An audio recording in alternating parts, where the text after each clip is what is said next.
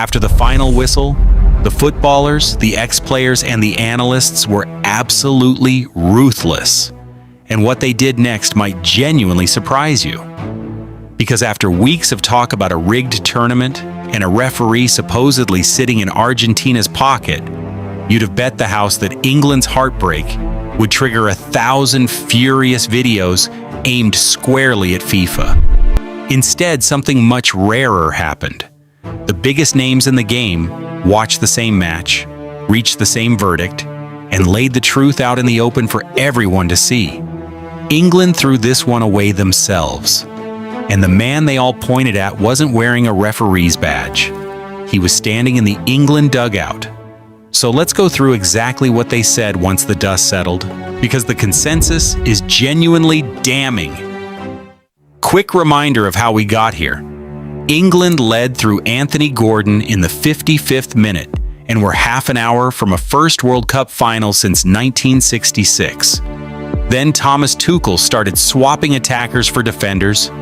England retreated into their own box, and Messi set up 2 goals in the closing minutes, an Enzo Fernandez screamer and a Lautaro Martinez header to win it 2-1. From Gordon's goal onward, England had just 12% of the ball, and almost nobody in the game thinks that was bad luck. They think it was a choice, and a wrong one. Yes, the match itself was a brawl, the opening 30 minutes producing a record 11 fouls, and not a single shot. And plenty of fans will forever blame the referee for letting Argentina set that violent tone. But when the pros sat down to dissect the defeat, that's not where their fingers pointed. They pointed at the substitutions. The specific changes are worth spelling out, because they are at the heart of everything that followed. With England leading and Argentina wobbling, Tuchel took off Gordon, the goal scorer, along with Reece James and Declan Rice, and sent on 3 defensive-minded players, Ezri Konsa, Dan Burn, and Nico O'Reilly. At one stage, England had 6 defenders on the pitch. The attacking reinforcements, Ivan Toney and Marcus Rashford, were not introduced until the 95th minute, long after Argentina had already surged back in front. In other words, England spent the most dangerous half hour of their tournament actively removing their attacking threat, and only reached for it once the game was already gone. Start with the man who captained England more than almost anyone. Wayne Rooney didn't dance around it, saying flatly that England crumbled and that it started from the manager and the decisions he made. His argument was pointed and psychological. The moment attacking players see 3 defenders coming on at 1-0, they lose belief. They start thinking about how to survive rather than how to win. A top manager, Rooney argued, counteracts a surge by going more front-footed, not by burrowing deeper. And this wasn't just an English pile-on. Zlatan Ibrahimovic, no sentimentalist about England, watched the same match and concluded they were the better team, but tactics let them down. Even Harry Kane, England's own captain and record scorer, standing in the wreckage of it, admitted the truth. We seem to just try and hold on, which at this level, he said, is simply not enough. When your own skipper is describing the game plan as hanging on for dear life, the defense has already collapsed. And the sharpest theme running through all of it wasn't tactics at all. It was courage. Michael Owen framed it as a straight comparison. Watch Spain at 1-0. That's courage. That's bravery. Then watch England and ask what the difference is. Owen's verdict was brutal and honest all at once. That England were arguably the better team but deserved to lose. That it could even have been 4-1. And that bringing on 3 defenders while a goal to the good sends an unmistakable message of fear. Spain's own legend Iker Casillas was even blunter, calling England's retreat a cowardly approach, and noting that once you refuse to leave your own box, the logical outcome simply arrives. Micah Richards said the same thing from the English side. When you score, you go for the second, and by dropping deep, England made it too easy for Argentina in that second half. The word that kept coming up from Englishmen and Spaniards alike was that real bravery is controlling the ball under pressure, not hoofing it 40 yards and praying. Then there was the Messi-shaped hole at the center of the whole decision, and nobody skewered it better than Gary Lineker. His point was almost incredulous. If your entire plan is to sit everyone deep, why on earth would you do that against the greatest player who has ever lived? And then not even assign anyone to mark him. Just put someone on him, Lineker pleaded. He had so much space. And that's exactly what happened. England bunkered in, handed Messi the one patch of grass he loves most just outside the box, and let him whip cross after cross after cross into a crowded area.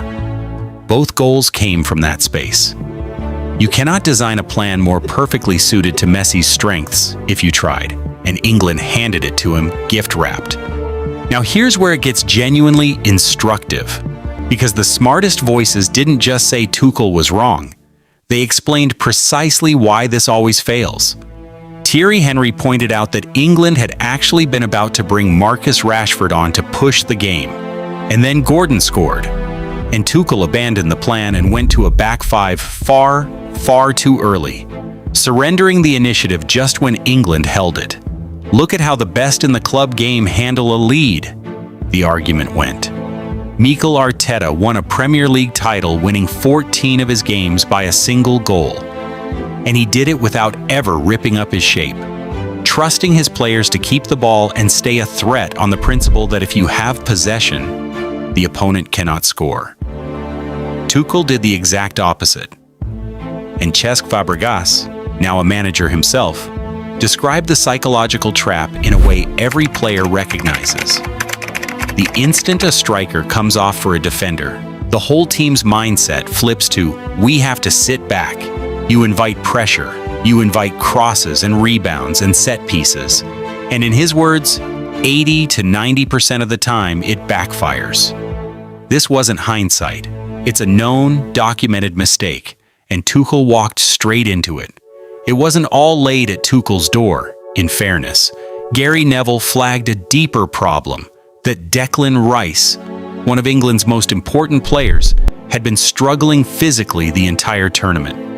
He's not been right since day one, Neville said, and a below-par engine room, combined with a fatigued group of players and Tuchel baffling everyone by leaving Bukayo Saka, Noni Madueke, and Eberechi Eze unused on the bench, all fed into the same collapse. So the picture is a little more layered than one bad substitution, but every road still led back to the dugout. And against this entire chorus, one man stood alone with no regrets, Thomas Tuchel himself. He defended the retreat, explaining that England went to a back five because the gaps were already being exploited, that Argentina were winning every header and crossing relentlessly, and that he was simply trying to plug the holes. He did admit at least that his side got too passive after we scored. He half owned it, saying the responsibility sits with the coach, and half shrugged it off, noting that there are millions of coaches who know better after the final whistle. And crucially, the people who employ him are standing firm. The FA chief executive Mark Bullingham backed him publicly, insisting, "We have a manager who we think is doing a really good job." And Tuchel is expected to see out his contract all the way to a home Euros in 2028. Whatever the football world thinks, he isn't going anywhere. That's worth dwelling on, because in the heat of Wednesday night, plenty of fans assumed a defeat this painful, decided by tactics this widely condemned, would put his job on the line. It won't. Tuchel signed an extension before the tournament, the deal reportedly carrying performance clauses rather than a hair-trigger exit. And the sense inside the camp is that he's been undone more by misfortune and a brutal schedule than by poor planning. The FA point to the positive environment he's built, the players who praise his professionalism, the rapport he's grown with supporters. A shock loss to DR Congo back in the round of 32 might genuinely have threatened him. But reaching a semi-final via one of the hardest routes in the tournament has oddly insulated him. So the man the entire punditry class spent Wednesday night filleting will be the same man leading England out at their home Euros. Make of that what you will. So let's take it seriously for a moment, because there's a wiser point hiding underneath the avalanche. Was Tuchel wrong? Yes, almost certainly, and even he half admits it. But England's most self-destructive habit might not be any single tactic. It might be the noise itself. The instant they lose, the blame machine roars into life. Ex-players become headline makers. Television debates curdle into social media dog piles, and the actual football gets buried under the shouting before anyone has even calmly watched it back. It's a cycle England have repeated for decades, and it may be doing as much long-term damage as any back five. And some of the reaction really did tip into the ugly. Michael Owen went as far as declaring there should be no such thing as foreign coaches in international football. A take that says far more about the panic of the moment than it does about anything Tuchel got wrong. When the criticism slides into scapegoating a man for his passport, you've stopped analyzing football and started looking for someone to burn. And that's really the trap England keep falling into, tournament after tournament. They don't just play against 11 opponents on the pitch, they play against the roar of expectation and recrimination they generate around themselves. Before anyone has calmly rewatched the game, the narrative is already set in stone, the villain already chosen, the takes already flying. Every former player becomes a pundit, every pundit becomes a headline, and the sheer weight of it seems to press down on the next group of players who walk into the next tournament already braced for the fallout, rather than hungry for the prize. Tuchel himself once put it perfectly about a previous England side, that they seemed more afraid of dropping out than excited to win. On Wednesday, in his own dugout, he watched that exact fear play out, and then became the latest name feasted upon by the very machine he diagnosed. And here's the thing almost everyone screaming about England conveniently forgot. Argentina were superb. Lost in all the English navel-gazing is the fact that this was Argentina's most disciplined, controlled, clean performance of the entire knockout stage. Messi set up both goals, taking his tally to a record number of World Cup assists, and this was Argentina's 11th goal scored after the 75th minute at this tournament alone. That is not just an opponent collapsing. That is a team with an almost supernatural instinct for the throat, a side that has now turned falling behind in the knockouts into a routine on its way to a second straight final. Scaloni described it with that line that's followed them all tournament, that there was blood in the water, and we went for it. England opened the door, no question.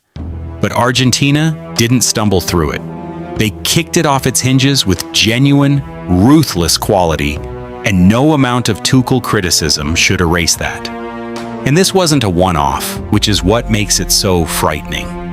It's the second knockout game in a row Argentina have won after trailing late, following their escape act against Egypt, and the third straight where they conceded first and still advanced. Scaloni put his finger on why, describing a group that plays its best when everything is against it. A team that, in his words, plays like 7 or 8-year-olds who fear nothing and never think about the consequences of missing. He half joked that if the Egypt comeback was epic, this one was epic squared. That's a dangerous mentality to be carrying into a final.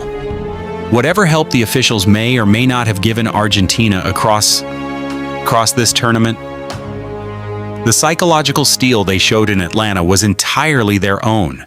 And it's the single scariest thing about them heading into Sunday. So the football world has spoken, and for once it speaks in something close to a single voice. Tuchel got the biggest call of his England reign wrong. England bottled a winning position against the world champions, and not one referee, not one VAR screen, not one FIFA conspiracy was required to explain it.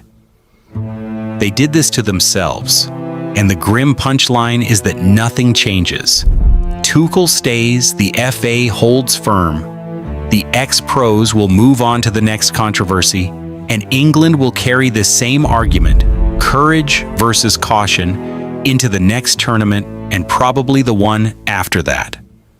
Whether they ever actually learn from it is the only question left. Argentina, of course, could not care less. They're too busy getting ready for a World Cup final.